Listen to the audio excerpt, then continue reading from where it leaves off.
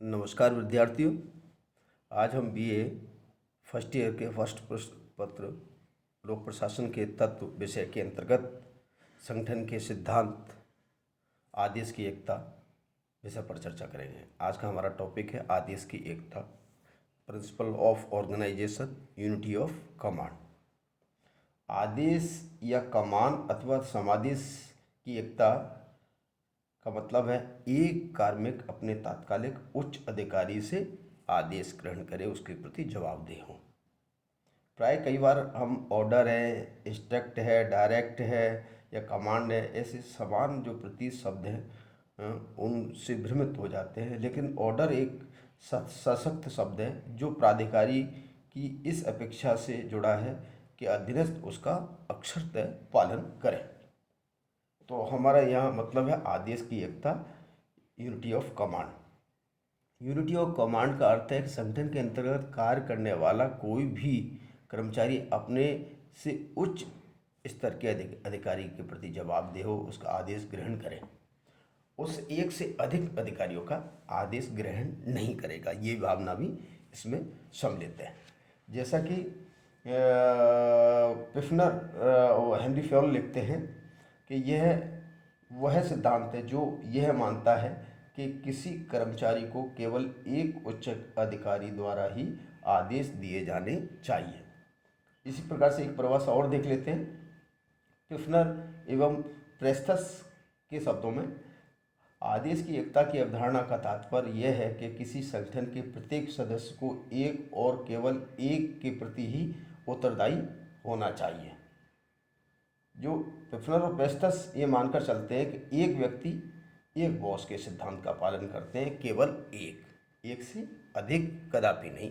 ऐसी भावना पिफनर और प्रेस्थस की है। इस आधार पर हम कह सकते हैं कि आदेश की सिद्धांत के जो आदेश की एकता का सिद्धांत है उसकी जो प्रमुख विशेषता है उनमें पहली है यह नियम पदसोपान सिद्धांत से संबद्ध है, जिसमें पदसोपानी व्यवस्था जुड़ी होती है। एक उच्च अधिकारी, उसके अधीनस्थ अधिकारी, उसके अधीनस्थ अधिकारी, और यह क्रमशः निश्चित तक चलती है और एक स्वामी होने से एक कार्य करने की समन्वय की प्रक्रिया पर आधारित होता है, जिसमें एक निम्न अधिकारी अपने तात्कालिक उच्च अधिकारी के साथ पदसोपानी व्यवस्था से जुड़ा हुआ होता है। दूसरी विशेषता है आदेश निकटस्थ अधिकारी द्वारा।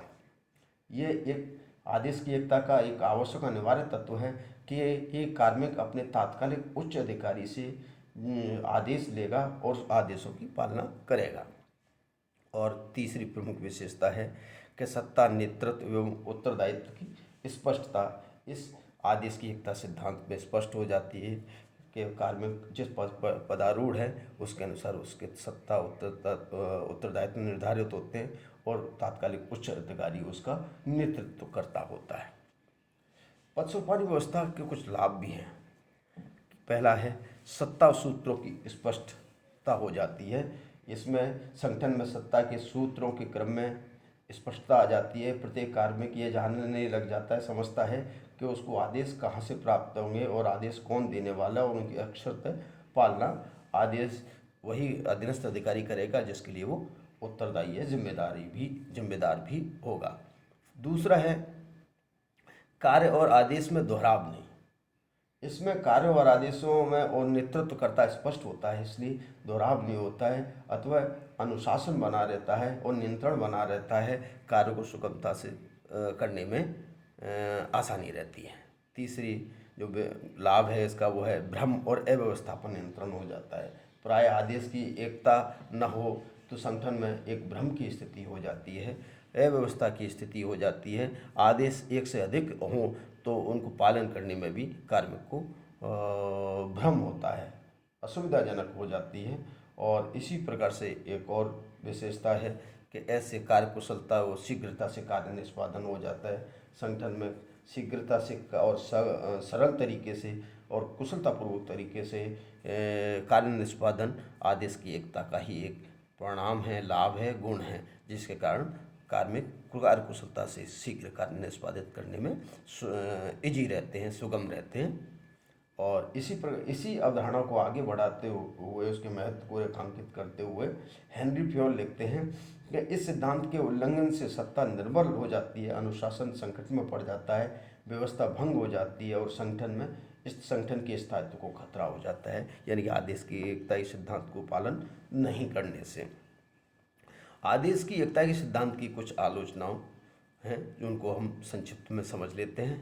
पहला बिंदु है, व्यवहार में ये आदेश की एकता का पालन संभव नहीं है, क्योंकि देखा तो एक कार्मिक एक बहुत विविध प्रकार के पक्षों से जुड़ा होता है, इसलिए एक कार्मिक को एक अधिकारी के आदेश देने की जो वर्तमान स्थिति में ये व्यवहारगत नहीं है, क्योंकि वैज्ञानिक परियोजनाओं के कारण एक कर्मचारी को एक से उच्च अधिकारियों से, कुछ तकनीकी विशेषज्ञों से अलग अलग आदेश प्राप्त होते हैं, तो इसलिए ये व्यवहार में संभव नहीं है। दूसरा आलोचना का बिंदु है विकास प्रशासन की अवधारणा।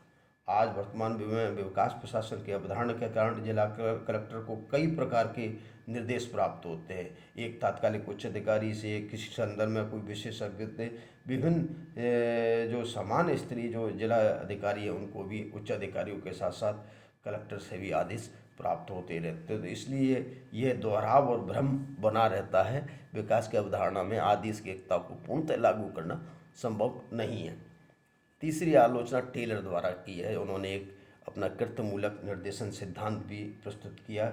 औद्योगिक प्रतिष्ठानों में एक श्रमिक को कई पर्यवेक्षक निर्देशित करते हैं, कई उच्च अधिकारी उसको पर्यवेक्षित करते हैं, और वैज्ञानिक प्रबंध के जो प्रबंधदाता है, जन्मदाता हैं, F.W. टेलर, उन्होंने आदेश की एकता के सिद्धांत को सैन्य पद्धति मानते हुए उसके स्थान पर कार्यात्मक निर्देशन और पर्यवेक्षण की अनुशंसा की।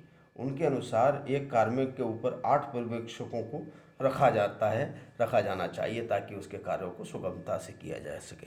टेलर ने माना है कि एक आदेश एक कार्मिक ये व्यवहार में लागू नहीं होता। और अंतिम आलोचना है कि तकनीकी कार्मिकों पर यह सिद्धांत पूर्णतः लागू नहीं हो पाता, क्योंकि कई बार तकनीकी कार्मिक अपने विभाग के अलावा दूसरे उच्च अधिकारियों की प्रशासनिक आदेशों की पालना करते हैं, इसलिए ये संभव नहीं होता है। आदेश की एकता में के सिद्धांत में व्याप्त कमियों को रेखांकित करते हुए सेकलर और हडसन लिखते हैं कि एक व्यक्ति एवं एक अधिकारी की पुरानी अवधारणा वर्तमान की जटिल परिस्थितियों में सत्य प्रतीत नहीं होती है, इसको लागू नहीं किया जा सकता।